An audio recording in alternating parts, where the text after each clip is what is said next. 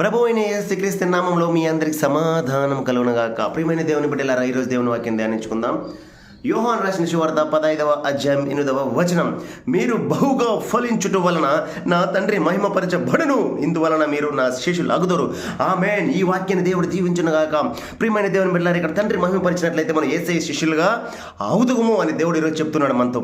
కానీ మనం ఎవరు మహిమపరుస్తున్నాం? ఈ కాలం సంఘంలో ఎవరు మహిమపరుస్తున్నాం? ఫాస్టర్ గారిని మహిమపరుస్తున్నాం, వాళ్ళ కాళ్ళు కడుగుతున్నాము, మన బంధువులు మహిమపరుస్తున్నాము, మీకు మీరు మహిమపరుచుకుంటున్నారు. దేవునికి ఎక్కడ మహిమ వస్తుంది? ప్రియమైన దేవుని బిడ్డలారా, తప్పు. వాక్యం ఏమని చెప్తుంది? తండ్రిని మహిమపరచండి, అప్పుడు మీరు ప్రభుకు శిష్యులుగా అవుతున్నారు. అవును, మన కృపాకాలం మారు మనసు మంది బాప్తీసం తీసుకొని మేము 30 40 40 మంది మీ క్రైస్తవులు అనిపించుకుంటాను. ఎందుకు ఫలించట్లేదు?